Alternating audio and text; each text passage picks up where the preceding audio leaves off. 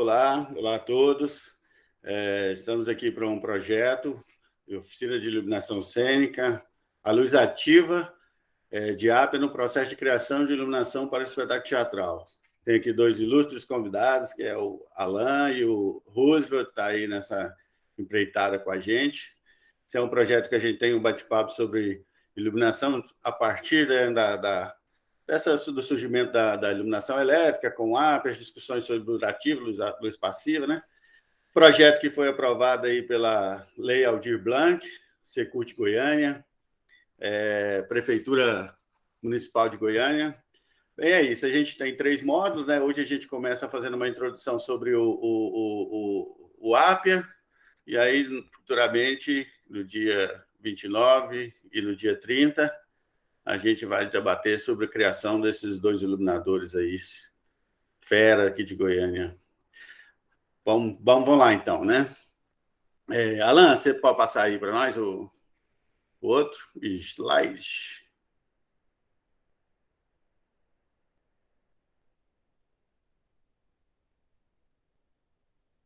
Bem, eu vou começar aqui com uma pequena apresentação. Valeu, Alan.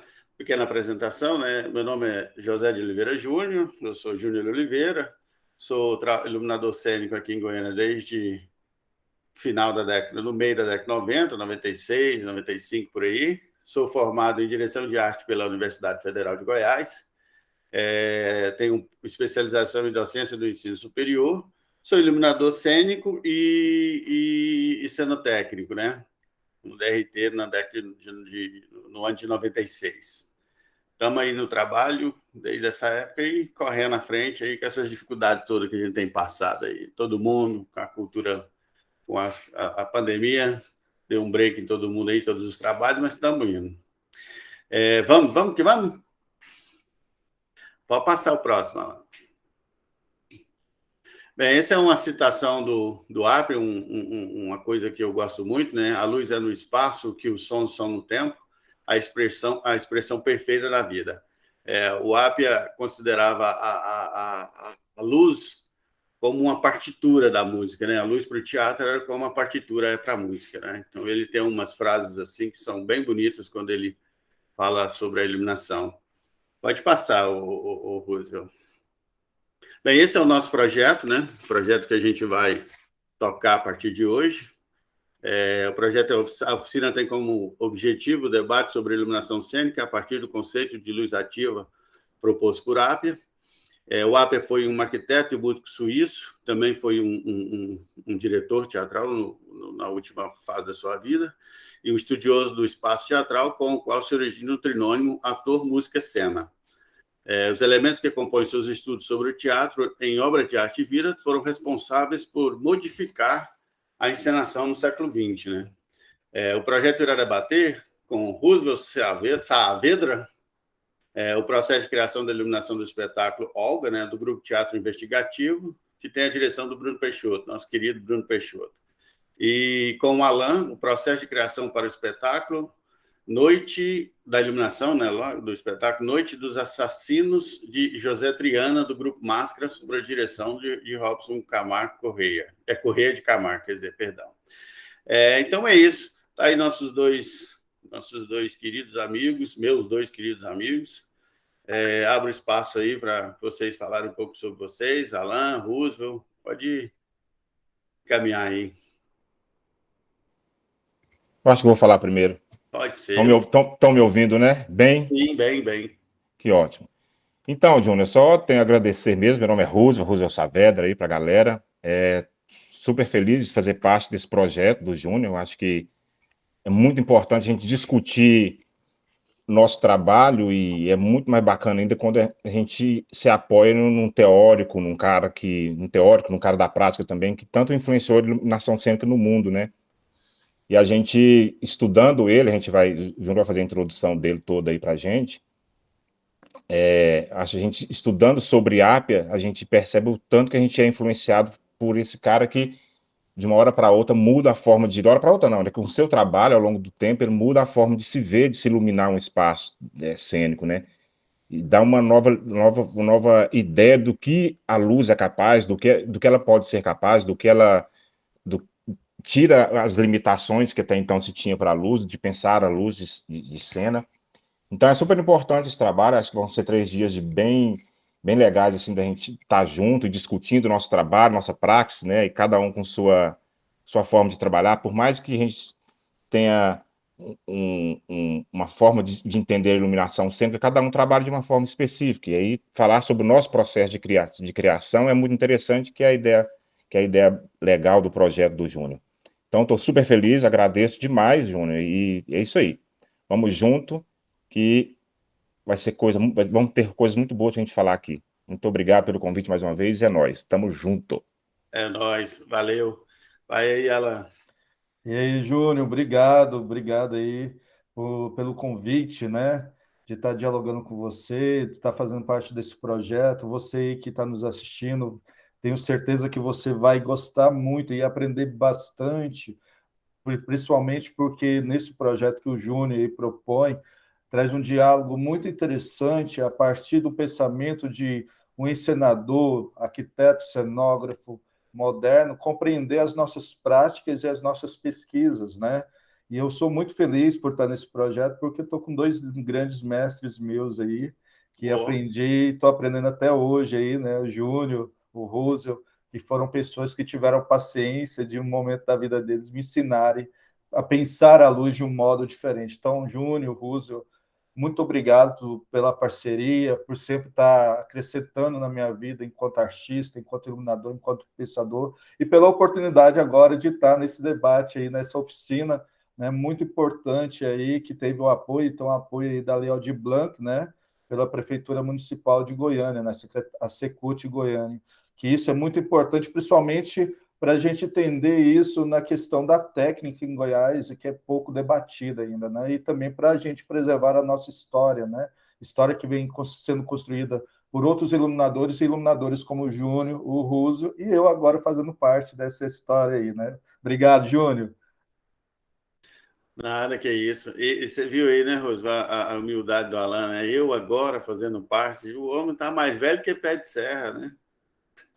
Pois é, ele tá falando como se fosse um menininho, né, Tem aprendendo. 3 anos, três É, anos de iluminação, né? já deve ter mais de 15 anos de profissão aí, rapaz. Conversa. É um É isso, adolescente na luz ainda, sou adolescente na luz. mas é isso mesmo, gente. Obrigado a vocês novamente por estar participando, ter topado. Eu agradeço muito do coração. Goiânia, a gente tem uma trupe de iluminadores que foi uma felicidade nossa. Assim, a gente sempre tem relações, né, afetivas, próximas, não, às vezes não tão próximas, mas a gente tem um caminho de amizade longo, não só entre nós três, mas assim com vários iluminadores aqui. A nossa profissão tem uma relação muito saudável com os trabalhadores, né? Com nós, trabalhadores, nós mesmos, com nossos parceiros de profissão e tal. Então, eu acho isso sempre muito bom. Toda vez que um pode contar com o outro está sempre precisa contar com o outro, os outros estão sempre dispostos a dar aquela força nos projetos, nos trabalhos. Então, eu fico agradecido mesmo. Nós estamos passando aí na iluminação e nas artes como todos, né? Nos projetos, um hiato muito grande, né? Uma parada muito grande em relação à pandemia, e as coisas vêm voltando devagarzinho, aí para novamente, vem voltando devagarzinho, e esse projeto, né? Essa oportunidade que a Lei Aldir Blanc dá para a gente é um suspiro, né? Um suspiro, um pequeno suspiro aí, que faz com que a gente não desista e vai seguindo, né? Então eu agradeço mesmo. Bem, então vamos lá, vou dar uma introduçãozinha aqui do quem foi Apper e tal, né? Adolf Apper foi um artista que propôs com mais consciência uma mudança estrutural no conceito e na prática da iluminação cênica. Ele o fez através de desenhos e composições cenográficas que ganham movimento através da luz, mas, sobretudo, por seus escritos sobre a arte do espetáculo, nos quais dá grande importância à iluminação cênica, sua relação com os demais elementos da encenação e seu papel artístico na construção da cena. Os elementos que compõem seus estudos sobre o teatro foram responsáveis por modificar a visão do teatro no início do século XX, né? Isso é uma passagem de um trabalho da Cibele Forjaz, que eu acho muito importante para esse estudo do Appiah. Antes ligado ao naturalismo e ao realismo, propondo uma mudança estética radical na arte teatral, mais sobre a influência pictórica dos grandes telões decorativos, mas utilizando-se da iluminação, do trabalho do ator e da cenografia a fim de garantir a plasticidade do movimento expressivo e a reforma da concepção espacial numa tríade harmônica ator-espaço-luz. Ele começa com esse trabalho, né? O Appiah tem, no início do seu trabalho, uma crítica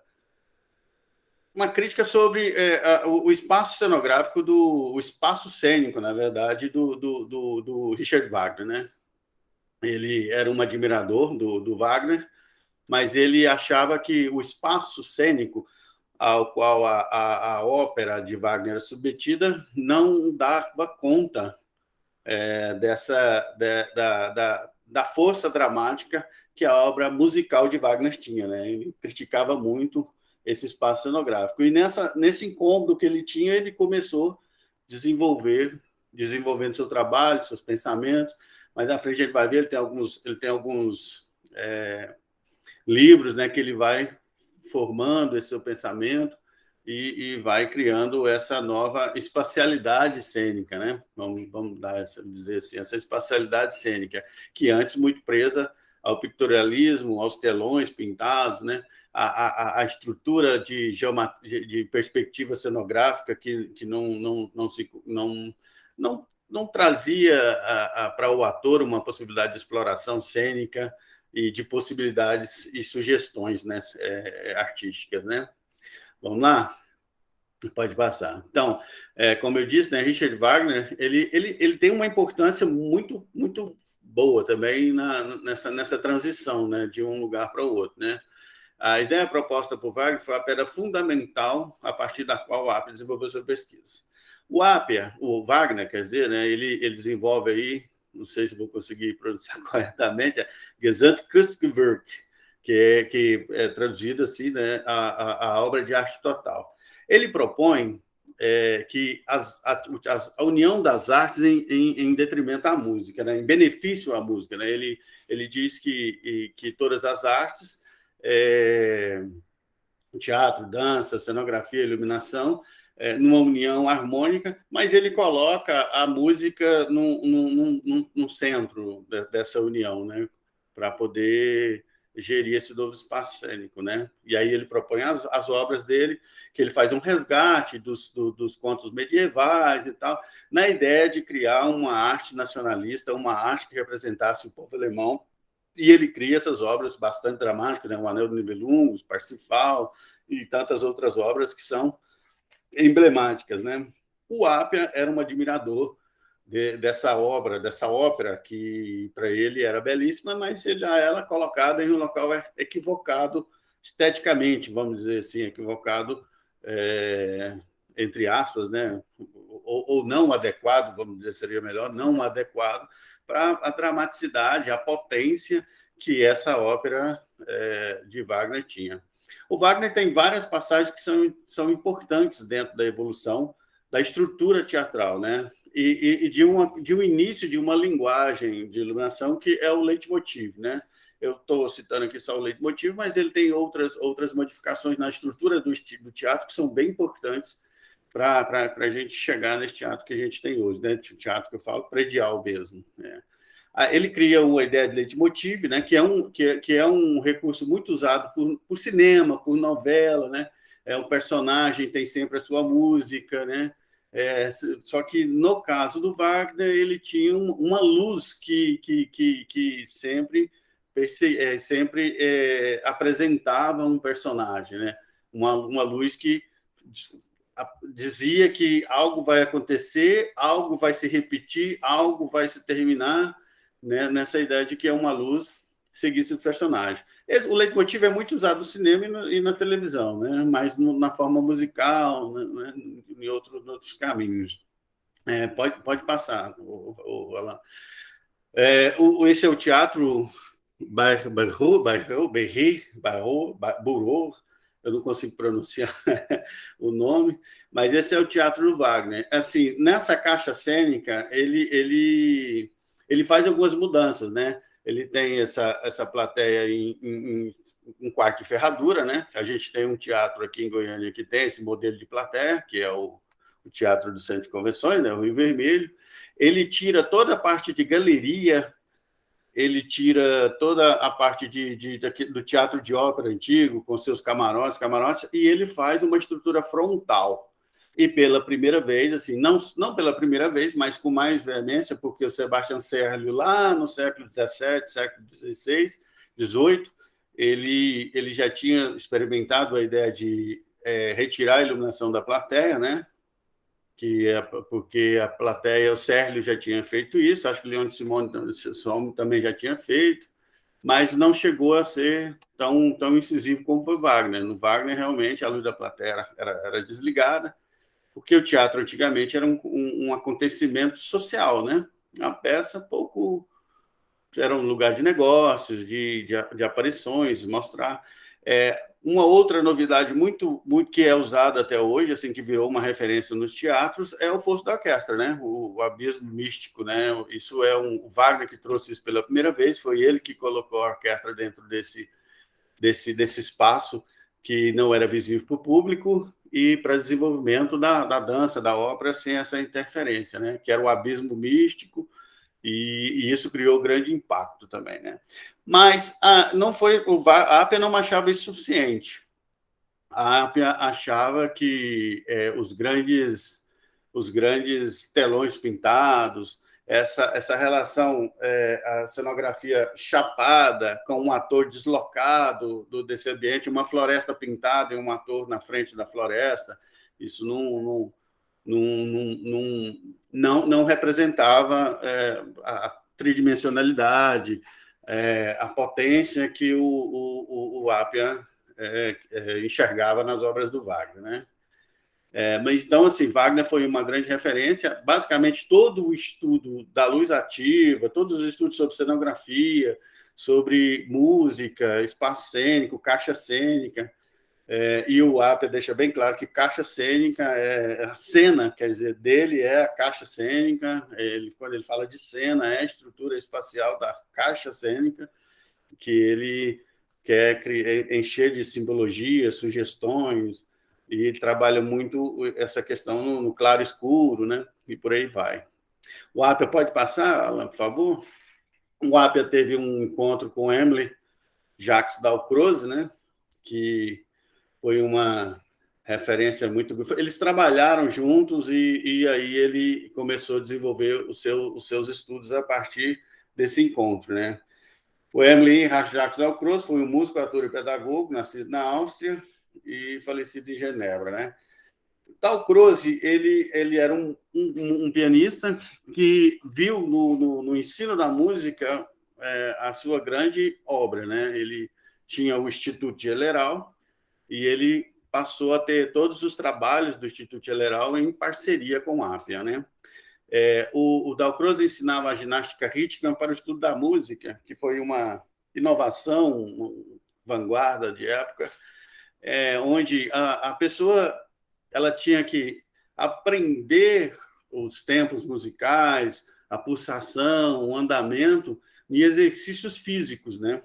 Fazia-se exercícios físicos, corporais, e esse estudo musical era introjetado, né? Ou era apreendido primeiramente pelo corporal para entender os seus compassos, seus tempos. Esse era o estudo da ginástica rítmica, né? No Instituto Geleral, onde o Apia fez a maioria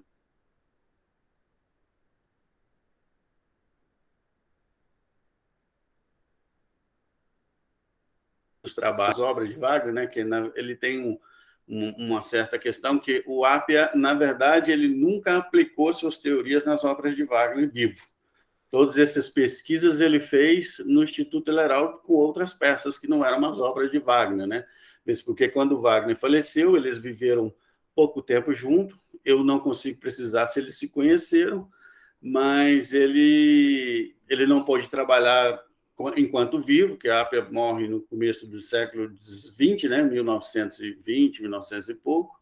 Ele não conseguiu botar em prática seus estudos nas obras de Wagner, mas foi experimentado por Wiglaf Wagner, que é um neto do Wagner, que após a morte da esposa do Wagner, que a esposa de Wagner não deixava as obras do Wagner serem modificadas, né? Ela tinha como uma obra que, então, por causa dessa situação, a APA nunca conseguiu autorização ou espaço para poder experimentar seus trabalhos.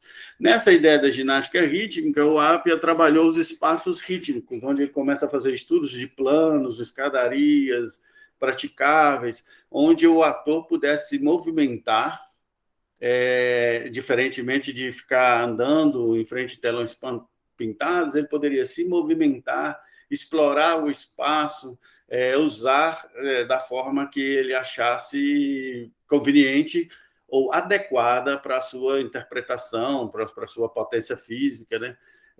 Também ajudando os coisas, mudando essa estrutura espacial cênica completamente, né? Bem, o Appiah, ele escreveu alguns livros, mas ele fez um compêndio da sua obra na obra de arte viva. Então, o Appiah foi um teórico, arquiteto, músico, né, novamente, espaço teatral. Sua concepção sobre encenação era contrassenso para Appiah, estudioso do espaço teatral. Suas concepções de encenação se dão à luz do projeto musical e poético de Wagner e suas contradições com o consenso, aquilo que a gente vinha falando, né, sobre a espacialidade onde a obra de Wagner era. Suas ideias foram inspiradas numa síntese de sugestões simbolistas, né, muito fortemente influenciado por essa vinda, né, dos simbolistas na época, né. O teatro, não só a literatura, mas o teatro também foi muito influenciado por essas sugestões de imagem, formas, né. Essa nova forma de drama tem a vida interior o seu verdadeiro sentido, traz em si todos os elementos necessários à sua concepção. Com este pensamento, e em contraposição à unidade entre as artes do espetáculo proposta por Richard Wagner em A Obra de Arte Total, elabora um arcabouço teórico quando as artes do espetáculo se relacionam de forma orgânica e harmônica, que ele denomina de obra de arte viva. Se a gente for pensar assim, o Wagner, ele tinha todas as obras, todas as artes, né, as artes cênicas, a pintura, a música, o ator, a atuação, a encenação, em função da música. O Appiah, ele faz uma proposta que assim, de não ter um elemento superior ao outro, né, mas que eles se dialoguem em harmonia e na mesma sintonia e faixa, né? Um não é subordinado ao outro, né? Para a criação da cena viva, a Appiah coloca o ator vivo no centro do palco. Quando ele fala ator vivo, é porque o ator ele está livre, né? Ele sai daquelas amarras de não poder explorar o espaço, porque não tem como entrar na floresta pintada, né? Não tem como ele explorar toda aquela cenografia que está lá naquele espaço, né? Em seguida, ele propõe um espaço arquiteturalmente vivo, sem os pictorialismos de outrora, que possibilita a exploração do ator em suas 3 dimensões. Por fim, a luz cênica como elo de ligação entre o ator e a cenografia, que tem diferentes realidades de existência, que são possíveis graças à imensa flexibilidade de sua natureza da iluminação, né, que ela pode criar sombras, elementos, sugestões, pintar o espaço, né? Então não era necessária a pintura para fazer isso, né? A iluminação por si poderia fazer essa pintura, conferir essa coisa ao espaço. A iluminação confere, assim, movimento à cenografia, com as questões de sombra e luz, né? A cenografia se transforma em uma coisa não estática, com pontos de fuga, linhas e tal, ou seja, vivifica o espaço permitindo uma relação concreta entre o ator vivo, o espaço tornado vivo através da luz. A luz ativa é um instrumento de orquestração das relações entre os diversos elementos que compõem o espetáculo. Aí ele vai fazendo seus estudos a partir de uma reestruturação, de uma ressignificação desse espaço cenográfico, né? Pode passar aí para nós. Bem, o Appiah, ele tem vários escritos, vários textos, vários artigos, mas ele tem essas 4 obras aí como as suas principais, né? São obras difíceis de se achar, né, em português. Eu tenho 2 dessas obras, que é a obra de arte viva e a música e a encenação. As outras eu nunca consegui achar, mas assim que inclusive você acha só referências, alguns textos, alguns estudos acadêmicos, como o Dalcroze, né, que também é muito difícil de achar a obra dele, você acha só referências acadêmicas. E quando eu fiz o meu TCC, lá na minha graduação, que foi sobre iluminação e espacialidade na obra de Arte Viva, né, de Appiah, era a grande maior dificuldade para a gente, como pesquisador, é achar algumas referências. Não achar referência, as referências a gente acha, né? Mas assim, a relação mesmo, os textos escritos em português, principalmente do Dalcroze, era complicado, você acaba ficando só em pesquisas acadêmicas, né? Que foi possível encontrar algumas coisas. Mas música em encenação e obra de arte viva tem em português, né? Para a gente poder dar uma conferida melhor no que o teórico está dizendo, ele mesmo dizendo, né? Sem ser uma referência, um estudo de um pesquisador, mas a palavra dita pelo próprio autor, né? Aí ele tem música e encenação, ginástica rítmica e teatro, e a grande obra do Appiah, que é a síntese de todos os seus estudos, que parece um livro de poesia, de tão assim que é escrito nessa, não é um livro de poesia, mas parece um romance, tanto que é escrito assim de forma sentimental, bela, cuidado, assim. É um excelente livro. Esse, inclusive, é fácil de achar em PDF na internet. E essas são as obras dele. Ele faz essa síntese e ele divide os seus estudos sempre dessa forma. Ele fala sobre o ator, sobre a cenografia, sobre a iluminação, sobre a música e faz um apanhado nessas coisas todas, fechando nas concepções da cena que ele propõe. Música e Encenação é o livro que ele conceitua, ele normatiza várias coisas, né, que ele acredita. Ele começa falando sobre o ator, como o ator se porta em cenas, como a música é importante para a relação no teatro, como a cenografia como ela se relaciona com as outras artes. E ele tem um capítulo sobre a iluminação que aí ele normatiza mesmo, uma espécie de tratado, assim, para ter uma luz ativa, se faz isso, se faz aquilo, se faz aquilo outro, se faz aquilo outro, se faz aquilo outro. Pode passá-la.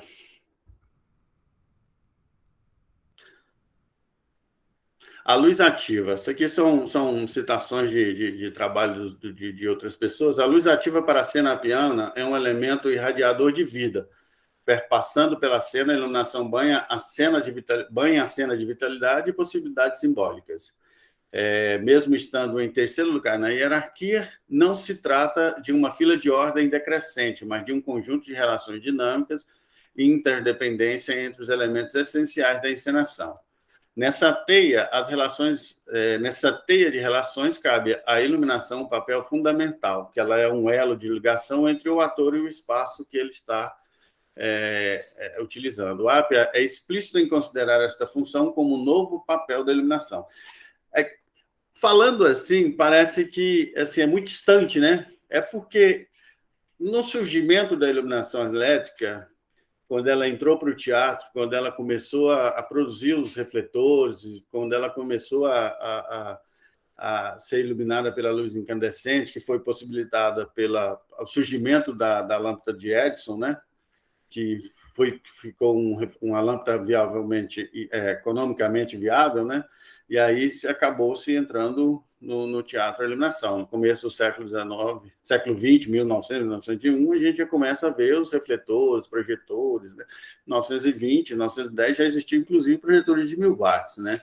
Então, a gente vê começa a se popularizar.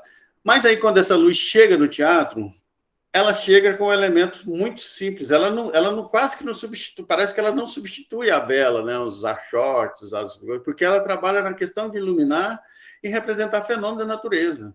A luz do sol, a luz da lua. Então, assim, ela não passa desses elementos, né? Ela não se torna uma linguagem, né? Um processo tal, né?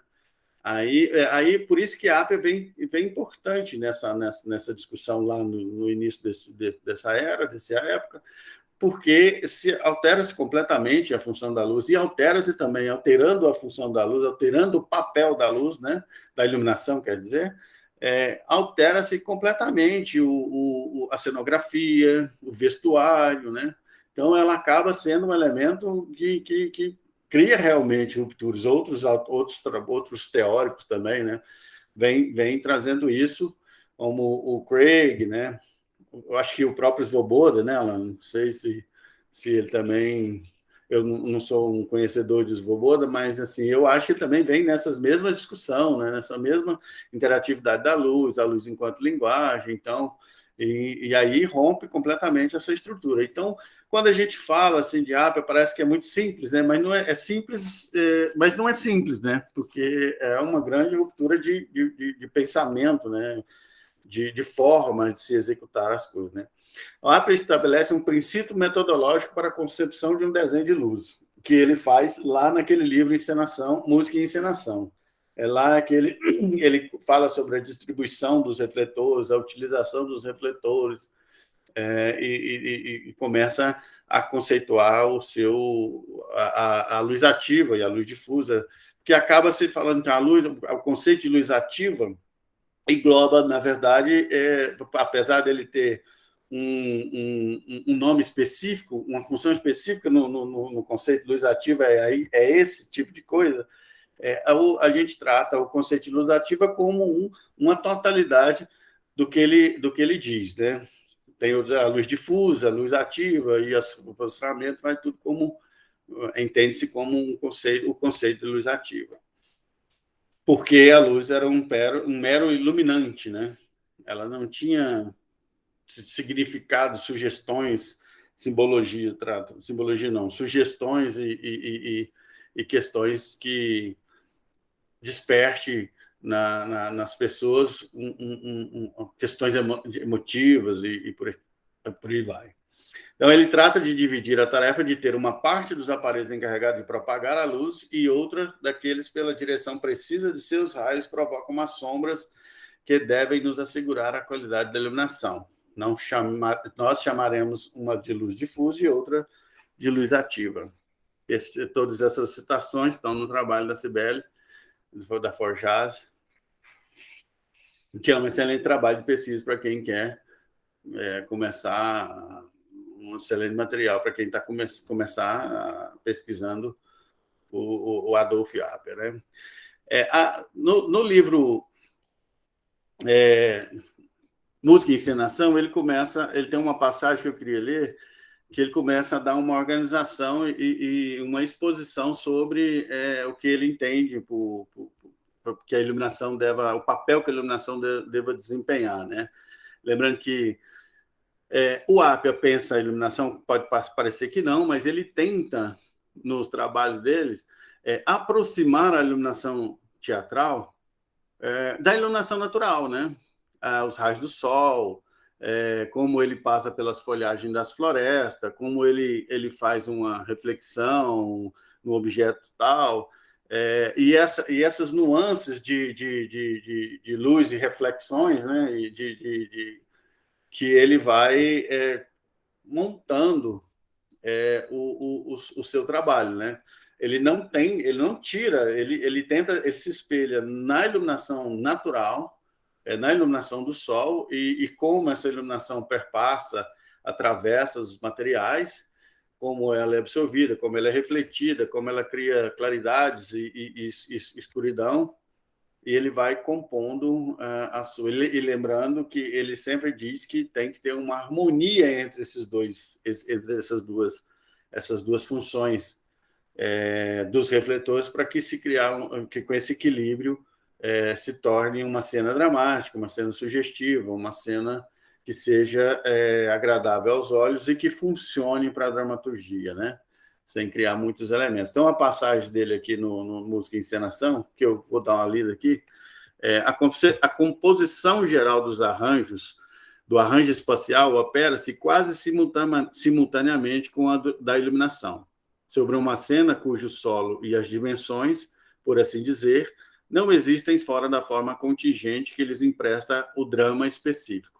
É evidente que a iluminação não poderia ter nenhuma instalação física, mas quaisquer que sejam as possibilidades que haja para determinar a priori seu emprego e, sobretudo, para isolá-la da interação simultânea dos outros fatores, há, entretanto, uma divisão fundamental que podemos estabelecer, porque ela é deduzida das próprias relações entre a luz do dia e a luz obtida artificialmente, né? Então, ele quer fazer essa interação, né? A visão dessa luz natural como referência, né? A luz do dia penetra a atmosfera de todo lugar, sem enfraquecer, por isso, a sensação que nós temos da sua direção. Ora, a direção da luz só nos é perceptível pela sombra. É a qualidade da sombra que exprime para nós a qualidade da luz. Daí também já vem um novo pensamento, né? Ele parte da percepção de sombra, né? Para discutir sobre essa performance da luz, né? Só para discutir para analisar, para elaborar essa questão da luz do espetáculo de forma dramática. Esse poder todo não pode ser obtido artificialmente da mesma forma. Não quer reproduzir a natureza. A claridade de qualquer lareira luminosa em um espaço obscuro nunca espalhará luz suficiente para criar o que nós chamamos de claro escuro, isto é, a sombra elevada, com mais ou menos nitidez, sobre um espaço já penetrado pela luz. É preciso, então, dividir a tarefa e ter, de uma parte, os aparelhos encarregados de espalhar a luz e, de outra parte, aqueles que, pela direção precisa de seus raios, provocarão as sombras que devemos nos assegurar a qualidade da iluminação. Nós chamaremos os primeiros de luz difusa e o segundo de luz ativa. Bem, com isso, a luz difusa, ele deixa claro, né? A luz difusa é aquela luz que vai iluminar todo o espaço pretendido da cena, né? Da encenação. Ele vai iluminar essa luz. As intensidades, mais ou menor, são referência com os efeitos e com a intenção dramática que ele quer criar com isso, né? A luz difusa vai ser aquela luz que preenche o espaço e que ele coordenada ou organizadamente, ele vai diminuir ou iluminar ou aumentar, dependendo da intenção dramática que ele dá, né? Com mais sombra, menos sombra. Então, essa relação de claro e escuro, para ele, é uma relação muito importante para constituir, para criar um discurso dramático para a cena, né? E o segundo, né? O segundo, que são os raios de direção fechada, são os da luz ativa. Sobre as cenas, a iluminação se faz simultaneamente sobre 4 formas diferentes. As varas levadiças que, colocadas nas frisas, devem iluminar as telas pintadas e são apoiadas nas coxias sobre o chão da cena pela ribalta, mais móvel, mas cujo objetivo é o mesmo. Ou seja, ele está usando da estrutura do teatro, né, já existente, que as estruturas de ribalta e os nichos que já iluminavam os telões pintados para criar essa luz difusa. A dificuldade tecnológica, tem algumas passagens que ele diz que a dificuldade tecnológica para executar certas tarefas que ele pensava para a iluminação carecia de tecnologia. Ele não tinha os refletores necessários, o equipamento necessário para executar todas as suas obras, todo o seu pensamento para criar esses efeitos que ele pensava, né? Lembra, só fazer um adendo, assim, ele tinha um conhecimento técnico também de refletores. Ele estudou com Hugo Bohr, ele passou um tempo pesquisando sobre a técnica mesmo, ou seja, ele tinha conhecimento técnico operacional de como os refletores eram usados, como o refletor era feito, e ele sugeriu alguns tipos de aparelhos que poderiam ser usados para fazer os seus trabalhos. Então, assim, ele falava, mas ele tinha clara percepção da carência de refletores, porque ele conhecia sobre a técnica com esse estudo que ele fez com o Hugo Boss. O segundo ponto é o que chamamos de ribalta, essa monstruosidade singular de nosso teatro, encarregada de iluminar a cenografia e os atores pela frente e por baixo. Os aparelhos completamente móveis e manuseáveis para fornecer o foco preciso ou diversas proteções. E, por fim, a iluminação por transparência, isto é, aquela que ressalta certos elementos transparentes da pintura, iluminando a tela do lado, oposto ao público. Ele já começa a passar com iluminando sombras, né? Bem, nesse livro, ele vai expondo toda essa sua dinâmica, né? Para se criar esse efeito do conceito da luz ativa.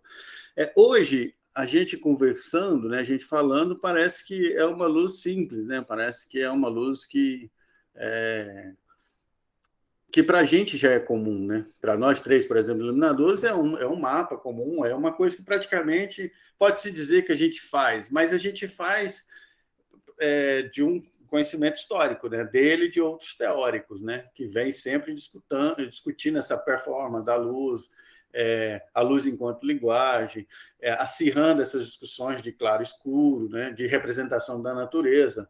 Me falha a memória aqui agora, mas tem um iluminador alemão vivo ainda, Max Keller, né? Que trabalha muito bem essa questão desse diálogo entre a luz dramática, né? A luz teatral, a iluminação teatral, com referências dessa iluminação natural, né? E aí ele chega em resultados belíssimos, belíssimos, que já é uma discussão que o Appiah vem estabelecendo, que o Craig também estabelece, que o Svoboda, eu acredito que também deve estabelecer essa discussão sobre a relação da iluminação e os objetos, né? Como ela vai se interagir e alterar todo esse espaço cênico. Eu acho que é isso. Acho que é isso. Aqui tem alguns trabalhos do Appiah, né? Esse aqui é no Instituto General. A gente pode ver claramente essa referência que ele faz, né? Pontos de luz bem claras, pontos de luz harmônica. Você vê que o espaço tem iluminação em todo ele, né? Tem a luz que preenche e a luz que dá os efeitos. Esse é o espetáculo Orfeu e Eurídice, né? Dentro do Instituto General, onde ele começou a trabalhar, e essas são as primeiras pesquisas de espaços rítmicos que ele começa a desenvolver lá com Dalcroze. Acho que não tem uma antes ou uma depois? Depois, né? Essa é depois? Pode voltar naquela, então. Esse é uma cena que é um filme também que eu achei belíssimo, é um filme de Joe Cohen, que é a tragédia de Macbeth, que ele é feito numa lógica... você tem muitas passagens, né, que a gente pode entender, eu não sei, né, se não posso aqui dizer que o diretor teve o Appiah, os trabalhos do Appiah como influência, né, mas a gente vê elementos dessa discussão que o Appiah traz lá para trás, nessas questões, né? O ator vai passar por esses focos de luz, né? E não sei se vocês assistiram o filme, A Tragédia de Macbeth. É um filme lindíssimo com Denzel Washington, né? Muito bom mesmo, do ano passado, se eu não me engano. Ele é todo em preto e branco. Ele tem, na verdade, uma estética mais surrealista, né? Mas em alguns momentos ele tem umas luzes, mas em alguns momentos ele tem algumas passagens, né? Que tem bem clara essa questão da iluminação e o espaço cenográfico, essa relação entre eles que se aproxima das conversas de Appiah, né? Lembrando que o filme é do ano passado, ou do ano atrasado, se não me engano, acho que é de 2021 mesmo. Essas conversas são... A gente vê vários trabalhos do Appiah que tem essa referência, que tem essa disposição espacial, né? Uma luz passando por um vão grande e o ator percorrendo todo esse espaço. Então, eu trouxe essa imagem aí que eu tirei do filme mesmo, né? Do trailer do filme, porque eu acho que ela tem uma referência muito boa com as conversas que a Appiah diz sobre claro e escuro é dramático, né? Você tem um corredor no fundo, você tem uma utilização do espaço, o espaço é todo iluminado, né? Mas você tem os pontos de luz forte, difusa, né? Que vai determinando. Na cena, o ator atravessa esse corredor passando pelo meio dessas luzes, né? E fica bem bonito mesmo. A outra imagem que eu queria trazer também é uma referência do John Collett, que é um cenógrafo francês, se eu não me engano, não sei se é francês ou suíço, eu acredito que seja francês, que ele faz esse trabalho da união das artes, ele diz, né? Mas ele desenvolve um trabalho onde ele vem lá, ele pega as referências do Apia, essa cena, inclusive, é clara a referência dele a vários desenhos de Apia, né? Inclusive pela a primeira imagem, que é lá do Instituto de Elleral, é uma referência, e ele tem um estudo assim, né, que é de fazer essa união das artes, né, a união dos conceitos, vamos dizer assim, ou a referência dos conceitos, né, dos autores, dos teóricos que passaram para estudar esse espaço cênico, né. Eu achei boa essa imagem, justamente por isso que é um cara da atualidade que está trabalhando e está desenvolvendo essa discussão, né, entre uma coisa já dita e como ela vem perpassando, algo que a gente vai tentar fazer com o trabalho de vocês, né? O que é referência, o que é elemento, o que pode ser encontrado nos trabalhos atuais, né? Que tem a referência a esse histórico, né? Essa historiografia dos pensamentos, né? Essas discussões que vêm ao longo do tempo e que vai fazendo com que as artes cresçam, evoluam e se transformem, né?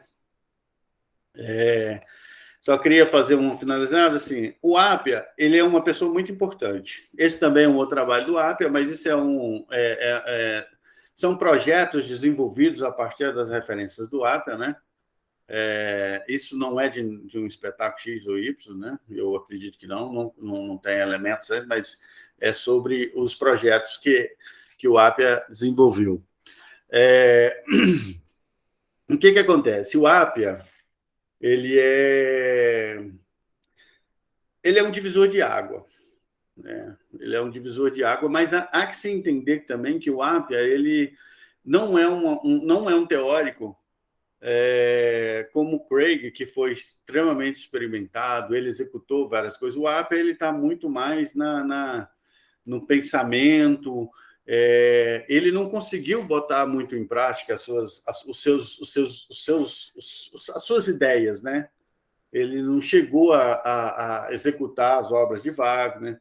Então, assim, mas não quer dizer que não tire ele de importância, né? Do cenário mundial, dos grandes pensadores que vieram e contribuíram para a evolução da teatral, né?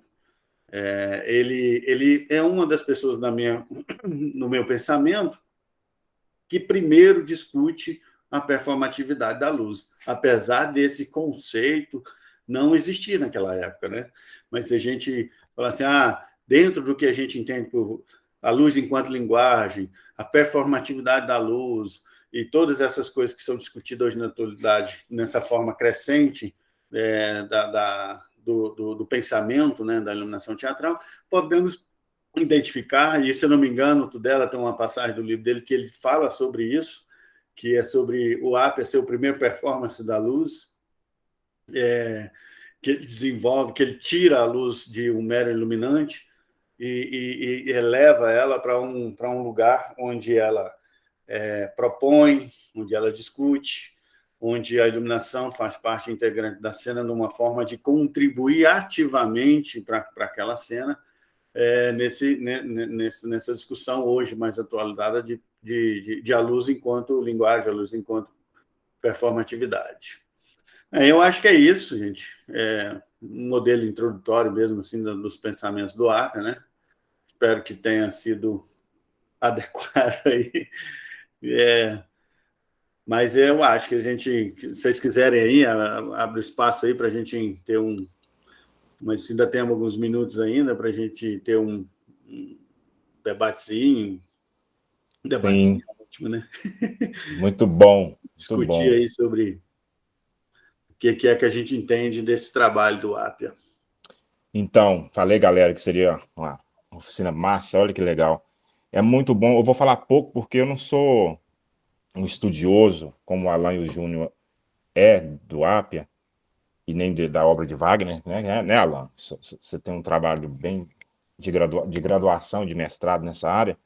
Mas eu só queria só levantar alguns aspectos assim da importância de Diápia, né, para o que a gente entende de iluminação cênica hoje. A gente trabalha, muitas das coisas que o Júnior falou aí, apresentando ele, parece assim, mas isso aí é muito tranquilo, isso a gente já faz. Sim, a gente já faz porque a gente vem, nós três temos a formação, a gente se conhece, que é a formação da prática, então a gente vem já do dia do teatro, do dia a dia do teatro, e no dia a dia a gente aprende a isso mesmo, né? A gente aprende fazendo, então a gente aprende com as experimentações já feitas das outras pessoas, e aí quando a gente vem estudar um encenador desse, um cara tão importante para a cena mundial, do teatro, da música, enfim, do objeto cênico em si, dos objetos cênicos em si, da dança, enfim, a gente viu tanto que é importante a gente estudar sobre essa galera, né, sobre esses pensadores, sobre esses caras. E o que fica mais legal para mim, assim, pensando nisso e falando um pouco de mim, que venho da produção cênica, o Júnior é da direção de arte, que tem um diálogo, assim, entre essas duas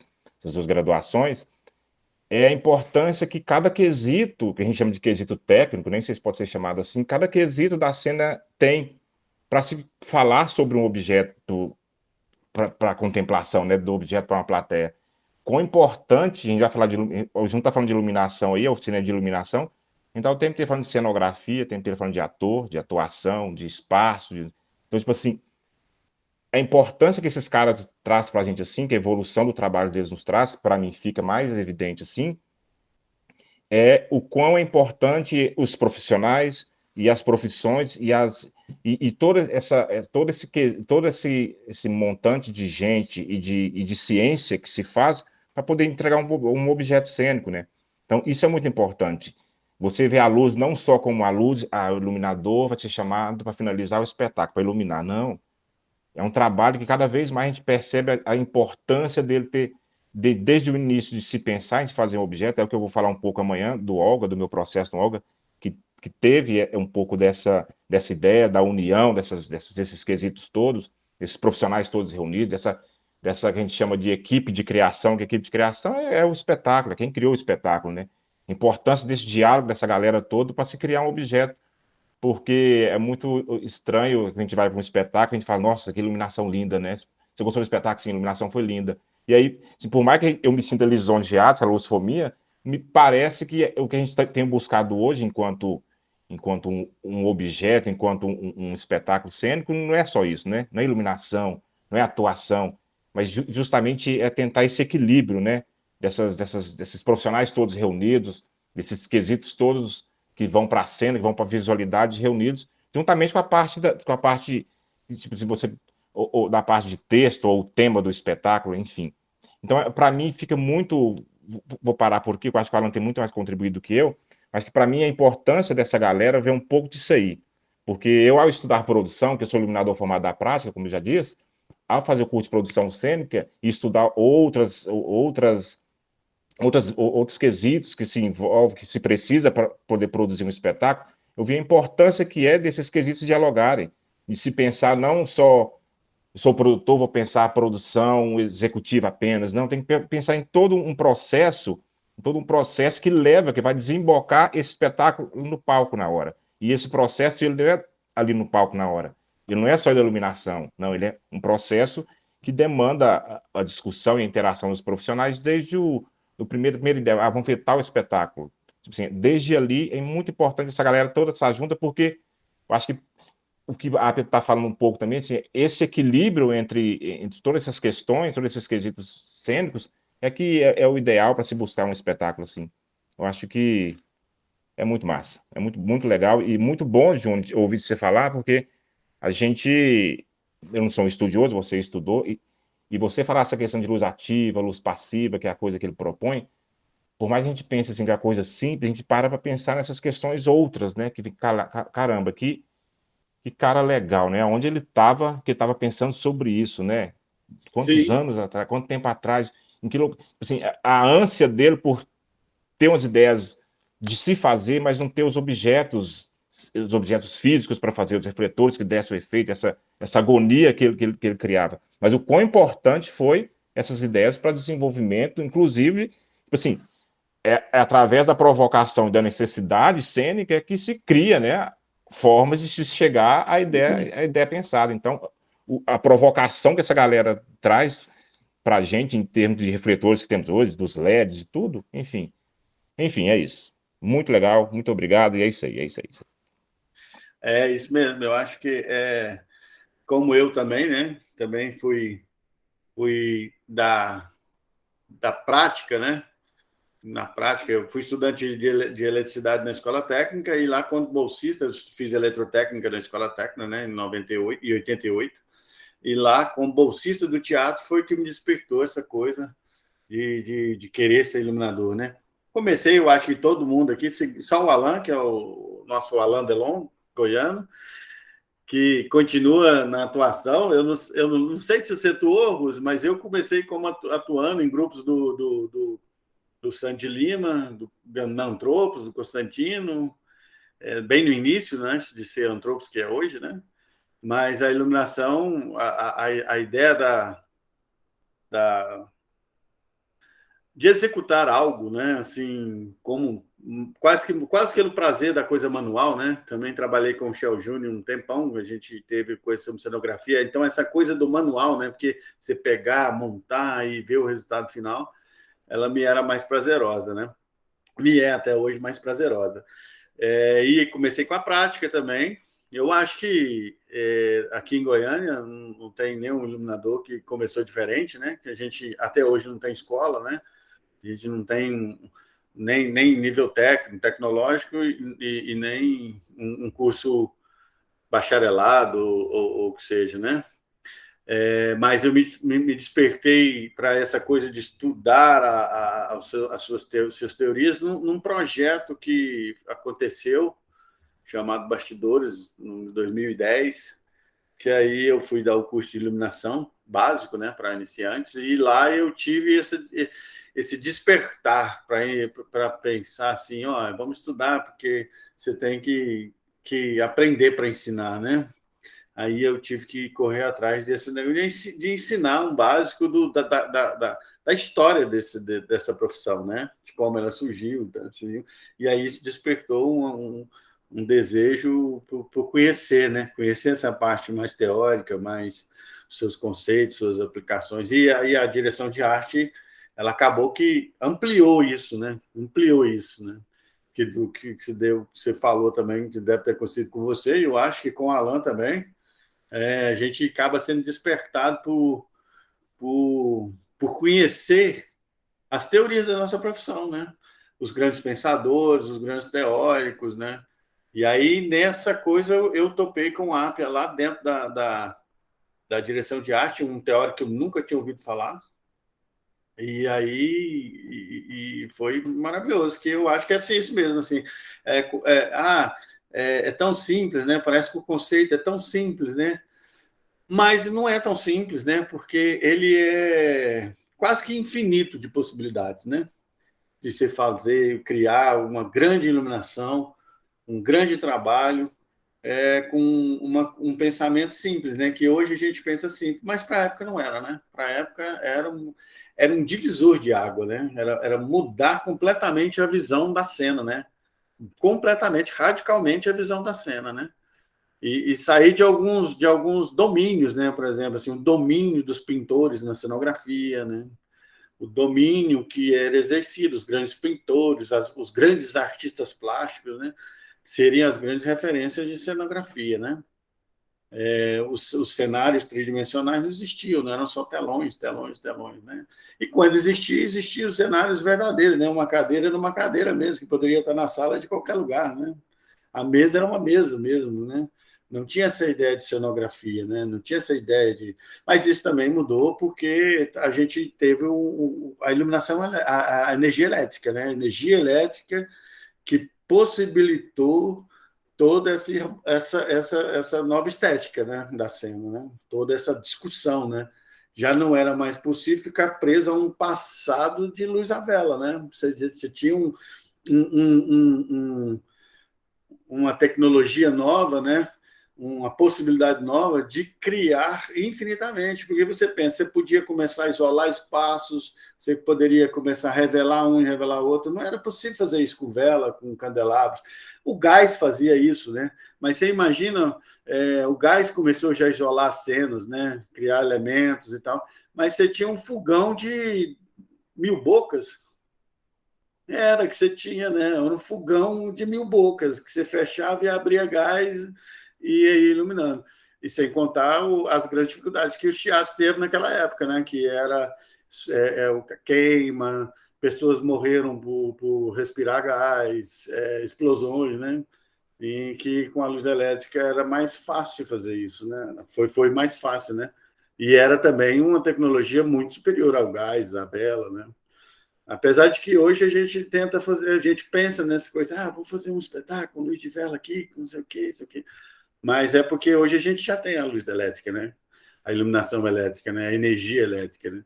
Então, eu acho que a energia elétrica é a grande responsável, né? E o advento da lâmpada é o grande responsável por essa inquietude que o Apia sentiu, né? Que já tinha possibilidade de fazer isso, né? Já tinha possibilidade de revolucionar essa coisa, né? E ela veio como o gás fez também, né? O gás também fez uma pequena revolução na cena, né? A tecnologia teatral, cenográfica também, que a gente vê no Rei Francês, Alan, me ajuda aí, aquele Luís XV, Luís XIV, que fazia seus grandes, o Rei Sol, né? Que fazia seus grandes cenários, né? Que é onde teve a questão da insurgência do balé clássico, né? No Exatamente, dele, né? Que ele era um bailarino, né? Isso, e aí criou o seu balé, né? O Grande Rei Sol. Exato. Eu acho, Júnior, já pegando a palavra aí, você que está nos assistindo, e espero que vocês estejam nos vendo bem aí, o que o Júnior está propondo aqui, e que eu acho que a gente tem que desmistificar um pouco, é da gente achar que a teoria muitas vezes não é prática. E a gente percebe que o que a gente está falando aqui é nada mais, nada além do que experimentos práticos, né? E que se transformam e se transformaram em teorias e possibilidades também. Então, acho que o teatro está dentro desse entre-lugar, entre a teoria e a prática. E eu acho isso muito interessante quando o Júnior e o Rose falam dessa busca por entender esse processo de iluminar e, assim, fundamentar essas práticas que eles já vinham exercitando, porque os colocaram no lugar de entender que iluminar uma encenação não é apenas acender um refletor, não é apenas apertar um disjuntor, né? Há uma complexidade de estrutura cênica e que precisa ser entendida e que a luz ela pode e deve e faz parte dessa, né, dessa estruturação cênica. E quando o Júnior traz para pensar isso a partir de APA, é interessante porque o APA ele foi, por mais que ele tenha experimentos como senador, mas ele foi um cenógrafo, né? Ele é um cara da cenografia. E coloca isso, por que eu estou colocando isso? Porque até então a iluminação ficava a par dos grandes cenógrafos e dos senadores, né? Tanto é que o Gordon Craig ele é confundido às vezes como cenógrafo, como iluminador, como diretor, como teórico, esses lugares, né? Mas e muito mais às vezes como cenógrafo do que encenador, embora ele tenha sido ator também.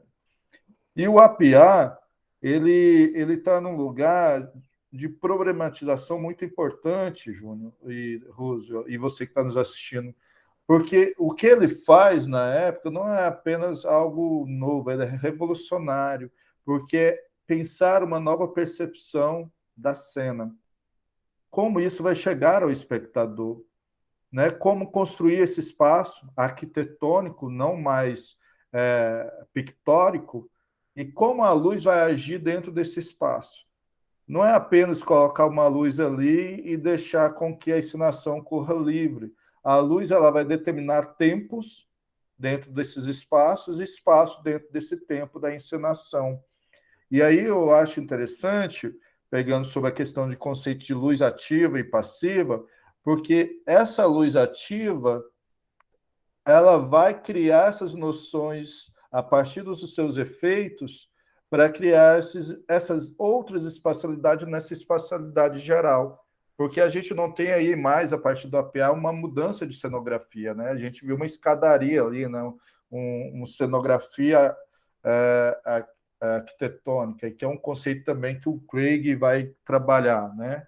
E aí a luz ela trabalha como recortes também desse espaço, né?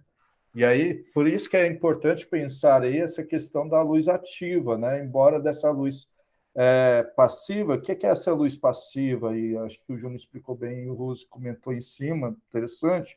É uma luz que a gente chama hoje de luz geral, né? Essa luz que vai pegar todo o ambiente, né? E se a gente for pegar essa luz ativa, essa luz que vai fazer os efeitos, e um desses efeitos que a gente chama hoje é a luz focal, né?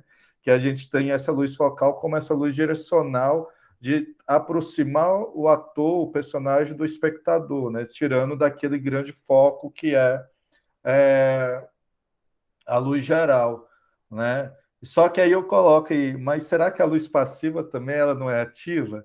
Embora só questionando a parte de hoje, mas é claro que para a APA, naquele momento, essa definição foi muito importante, e essa definição, por mais que a gente ache que não está presente, ela está presente, porque às vezes aquele que está assistindo, que é ator, ou que é coreógrafo, iluminador, pode ver que tem momento em que a cena está mais ampliada e tem momento que essa cena ela delimita dentro de um determinado espaço, né? E que a Cibele Forjá vai chamar na contemporaneidade isso, né? Como uma luz que multiplica tempos e espaços, né? Dentro da linguagem da encenação pós-dramática, né? A partir das ideias de Hans Stais Lehmann.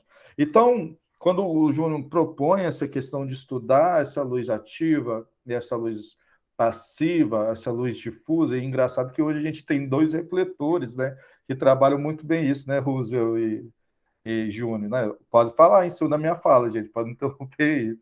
Que o que a gente tem aí, que é o Fresnel, que trabalha essa luz mais difusa, né? Que é essa luz aí, embora a gente tenha momentos que trabalha com ela como ativa, e o elipsoidal, né? Que é esse foco mais delimitado aí, que ajuda a fazer também recortes, fachos, entre outras coisas aí, na questão dos elementos refletores. E aí isso é importante, porque dentro da encenação você vai ter essa questão de tempo, de espaço e de vários espaços.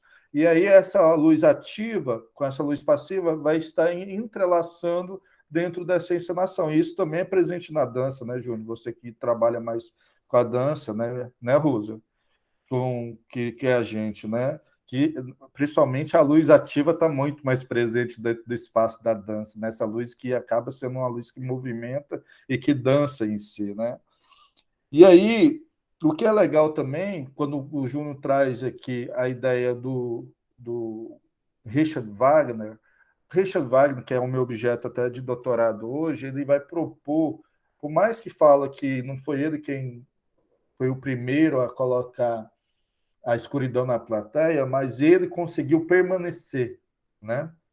E quando o Júnior apresenta o teatro do Richard Wagner, a estrutura da orquestra, do fosso, isso demonstra uma coisa a partir dessa coisa da escuridão, que é a intenção do foco do espectador.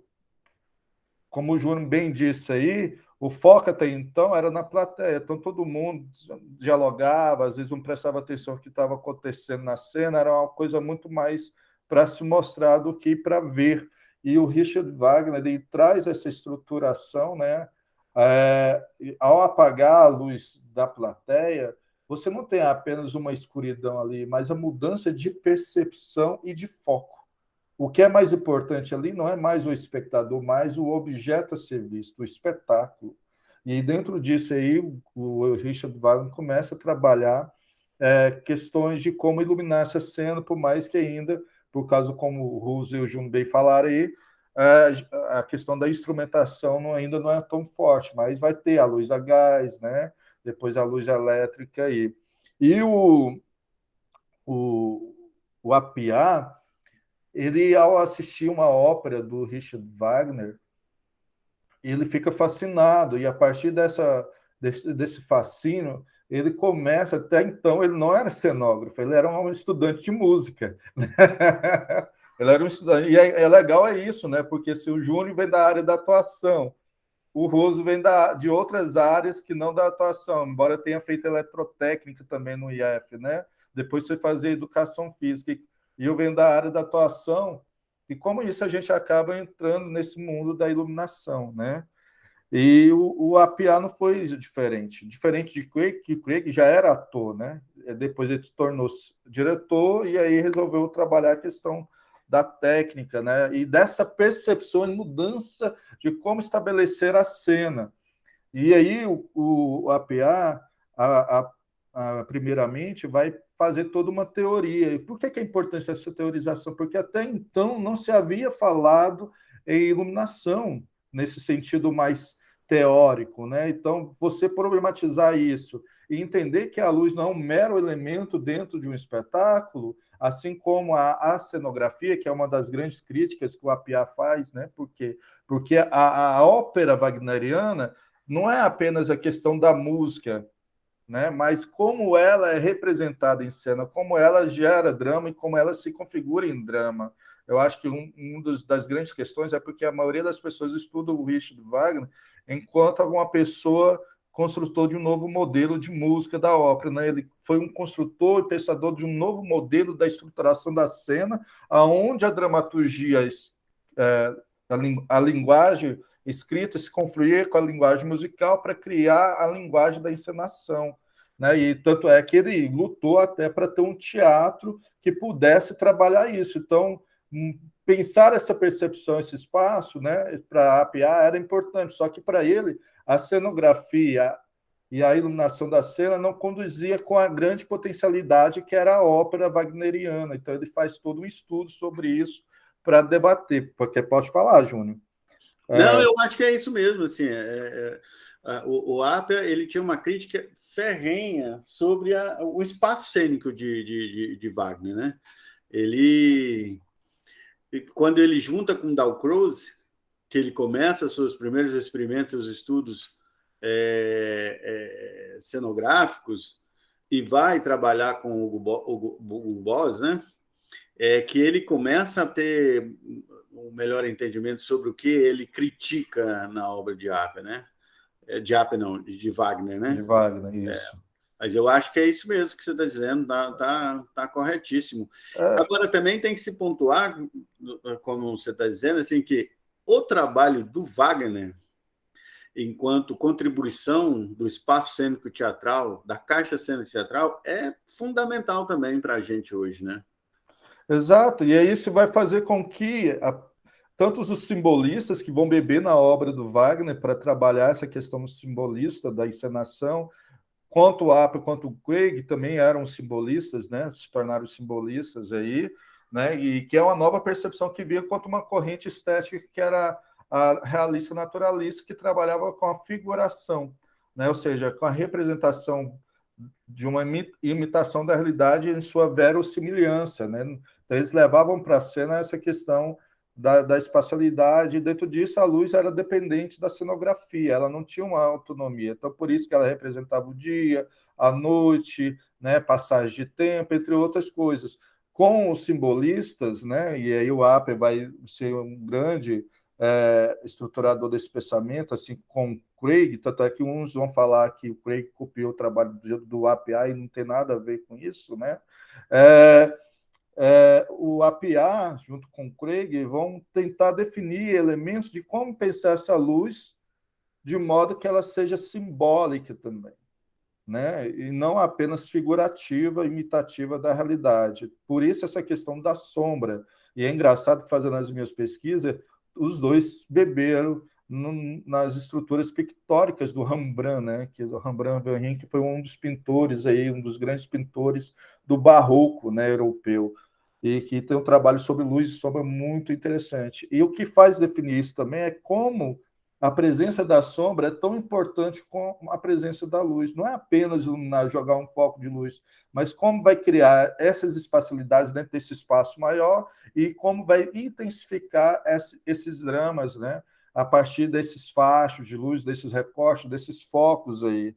E isso é interessante porque o APA, eu acho que diferente do Craig, ele vai ter alguém, quando o Júnior falou que o Craig experimentou mais que o APA, eu já considero que o APA teve mais oportunidade do que o Craig, porque ao fazer essa relação com o Dalcroze, ele teve um espaço para experimentar, né? O APA. Enquanto o Craig ele foi fazendo cenografia aqui, outras ali, esporádicas, o APA teve mais tempo, né?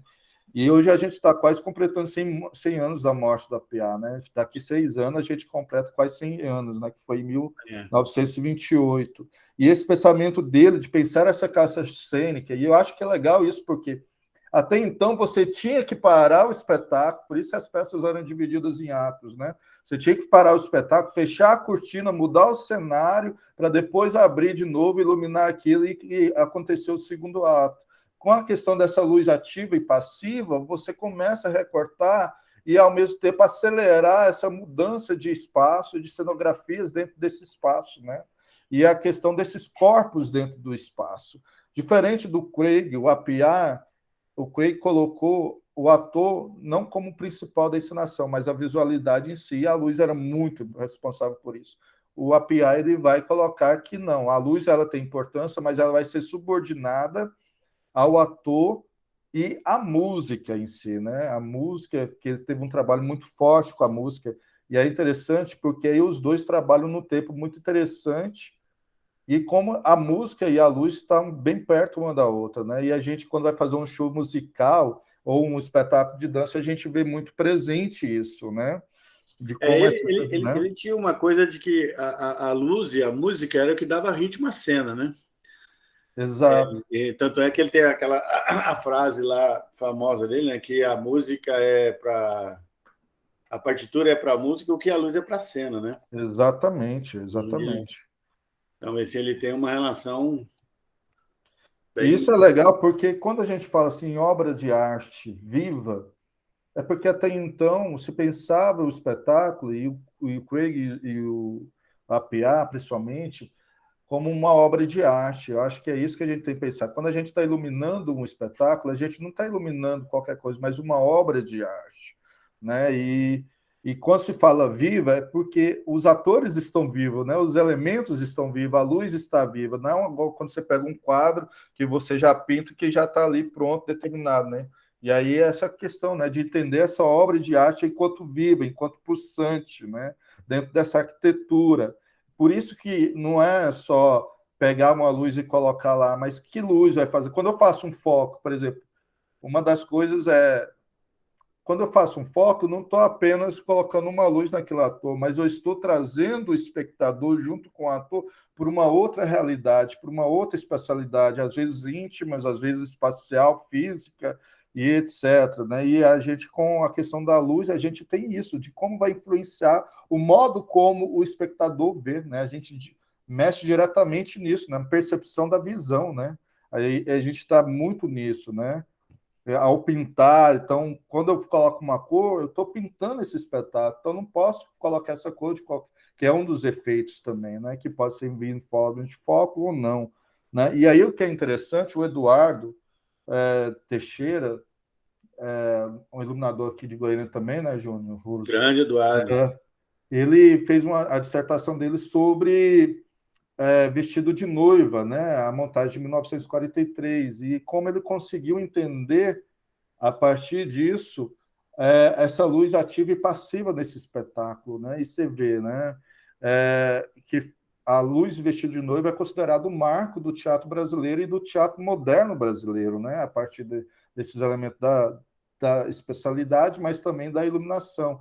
E como essa questão dos recortes, dos faces, luz lateral, né, luz a pino, que até então no APA não se tinha muito, né? Era mais uma luz ou frontal ou lateral, né? Como você bem colocou aí, e não, começa a se pensar outros pontos, né? De se colocar essa luz. Essa parte mais técnica aí, né? Essa parte do manual, né? Ela já é uma coisa mais da escola americana, né? A horizontal é que vem com essas as luzes questões lateral, né? das luzes lateral, o método de iluminar do Stanley McKendall, né?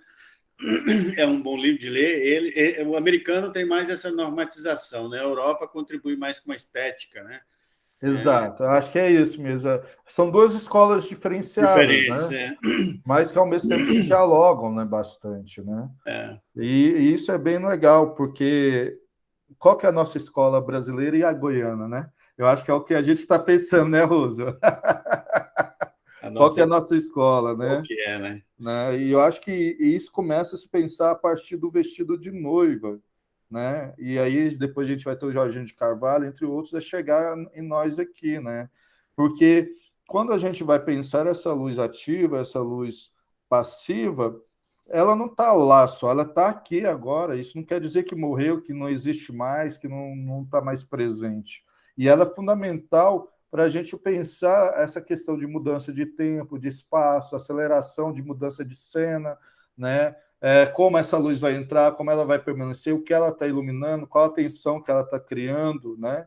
E o APA ele tem esse lugar aí muito legal. E o que é importante é que a partir desse pensamento do APA, depois, e junto com o Craig, que vão surgindo outros grandes cenógrafos, até surgir mesmo a profissão iluminador, né? Os grandes iluminadores aí que se tem aí, né? Então, quando eu falo assim, o Joseph Svoboda, que o Júnior citou aí, ele vai beber.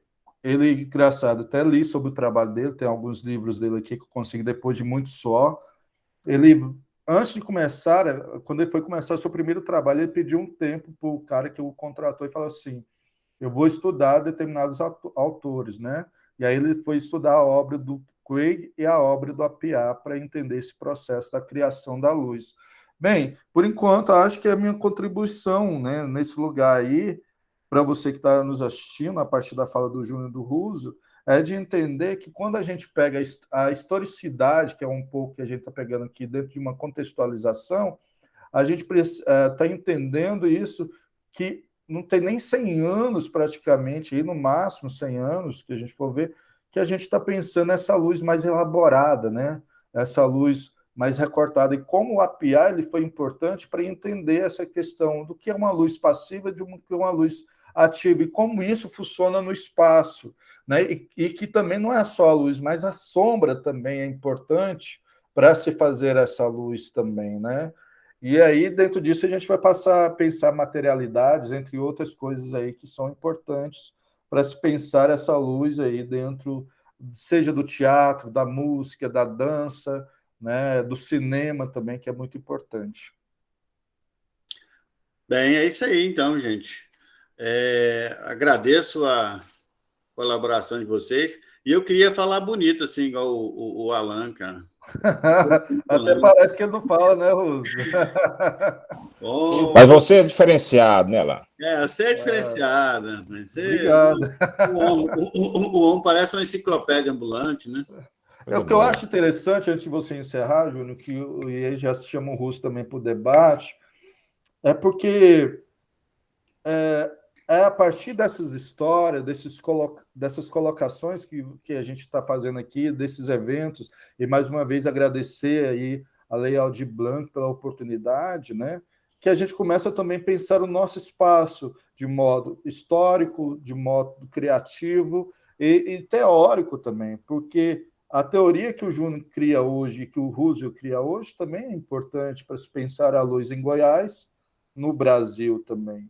Ou seja, a gente, de determinada maneira, está se pensando nessa escola e a importância de se pensar esse estudo da luz, né? Com certeza, através, é tão doido, né? Toda essa problemática, esse horror que a pandemia nos trouxe, né? Ela foi meio que um incentivador por um escape, por uma forma de sobrevivência, da gente poder estar aqui hoje, né? Graças a esse projeto da Aldir Blanc. E o tanto de coisa que a Aldir Blanc já proporcionou nesse sentido, de a gente poder estabelecer esses diálogos. E através desses diálogos a gente trocar experiência e tem uma galera que nos assiste, que tem menos vivência do que nós. A gente, tipo, eu tenho 25 anos de profissão, você deve ter uns 15, Júnior tem mais um pouco do que eu. E o tanto que é importante esse diálogo para a gente crescer enquanto profissional, enquanto humano, óbvio, e o tanto que é importante também para uma geração que vem vindo aí, né? Saber Tipo, a gente está pesquisando, está falando sobre o AP aqui, aí amanhã e depois a gente vai falar sobre o nosso trabalho. Então, tipo assim, como essa cadeia de trabalho, de experiências é importante para se manter uma profissão, né? Para se ter uma profissão que é a nossa, que é tão já foi tão desvalorizado e tão, assim, posto um pouco de lado, mas hoje em dia tem ganhado um protagonismo muito grande na cena, assim. Então é bem interessante, é muito importante e parabenizar o Júnior pelo projeto, é muito legal mesmo o projeto. Esses diálogos eu acho que a gente tem que ter mais, né, Alan? A gente já até falou sobre isso. Sim, A gente, sim. a gente tem que ter esses diálogos mais, chamar mais gente para conversar, porque é muito importante a história. A história é muito importante para poder falar, para a gente poder saber de onde é que a gente veio e como que a gente está caminhando e o quão importante é a gente investir na pesquisa, investir na criatividade do ser humano, assim. Muito obrigado, estou meio que encerrando minha participação aqui hoje. Muito obrigado, Júnior, muito obrigado, Alain. Beijo para vocês. Beijo. Eu acho que isso é gratificante mesmo, a gente poder nos conhecer, né, profissionalmente, né? Nos conhecendo, quando eu digo assim, ter um olhar para trás, né, e saber como é que foi construído essa coisa que nos faz tão bem, né? Como é que ela foi evoluindo através dos anos, né? Goiânia, né? Não consigo falar de Goiás como um todo, mas em Goiânia a gente tem a gente, iluminadores aqui, nós estamos fazendo um sentido que é muito interessante. Nós três aqui, o Eduardo e mais outros aí, os iluminadores teatrais, né, vamos dizer assim, a gente tem saído de uma área da técnica, né, para esse estudo, né, para essa pesquisa, né, formando o nosso lugar e sedimentando, né, construindo uma base sólida para aquilo que a gente é e para aquilo que a gente faz, né? A gente Goiás sempre foi uma referência de bons técnicos, né, para os espetáculos que aqui chegavam. A gente sempre teve uma história assim, de comprometimento, né, e de correr atrás, né, porque nós somos periferia, né? Nós somos periferia. A gente tem um advento de uma indústria musical aqui que nos dá a possibilidade de ter contato com alguns equipamentos que são mais difíceis, né, para outros lugares, né, principalmente norte e parte do nordeste, né, e acredito eu também em alguns lugares do sul. Mas a gente tem um mercado, uma indústria do show business aqui que é muito forte, e isso nos possibilitou, eu acredito que a todos nós, a ter contato com os equipamentos de ponta, mesmo que eles não sejam usados no teatro, né? A gente tem esse contato. E eu acho que, finalizando também, essa questão de ter uma política pública, né, que nos permite continuar tendo dignidade, né, no nosso fazer, né, no nosso trabalho, é muito importante. Eu acho que nesse sentido é que a Lei Goiás, não, perdão, a Lei Aldir Blanc vem através da Secretaria Municipal de Cultura e da Prefeitura, né, Secretaria Especial da Cultura e a Prefeitura, vem nos dar a possibilidade de ainda continuar nesse sonho, né? Nesse sonho que é nossa profissão, nesse sonho que é nosso viver, nosso bem-estar, né? Então, eu agradeço vocês e vamos passar para o segundo módulo logo em seguida, próximo dia, e agradeço a todos vocês por essa aula, né? Por essa aula que a fala de vocês foi aqui nesse momento. Bem, é isso. Então, grande abraço e me dê um lapso de memória aqui agora. O próximo trabalho é o seu, né, Alan?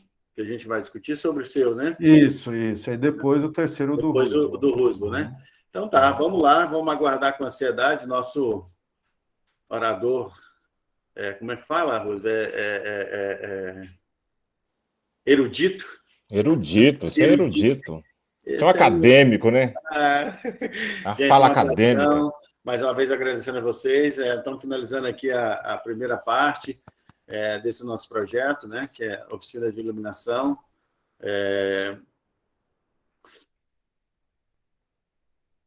A luz ativa de arte no processo de criação de iluminação para o espetáculo teatral, né? Projeto que é contemplado pela Lei Aldir Blanc, Secretaria Especial da Cultura, mais uma vez, do município de Goiânia, da Prefeitura de Goiânia. É importante ressaltar, né? Sem esse apoio a gente não consegue seguir, né? Agradecendo vocês que estão nos assistindo, pela oportunidade da gente nos apresentar e discutir e explanar sobre o nosso trabalho, sobre as pessoas que pensaram o nosso trabalho, as pessoas que desenvolveram o nosso trabalho e que culminou na nossa formação, que vem culminando na nossa formação, na forma que a gente encara a nossa profissão, na forma que a gente respeita a nossa profissão, né? Então, eu agradeço novamente ao Roosevelt e ao Alain, e agradeço a vocês que nos assistem, né? A todos vocês, pela oportunidade de aqui estar. Bem, gente, tchauzão. Obrigado e até a próxima. Um abraço.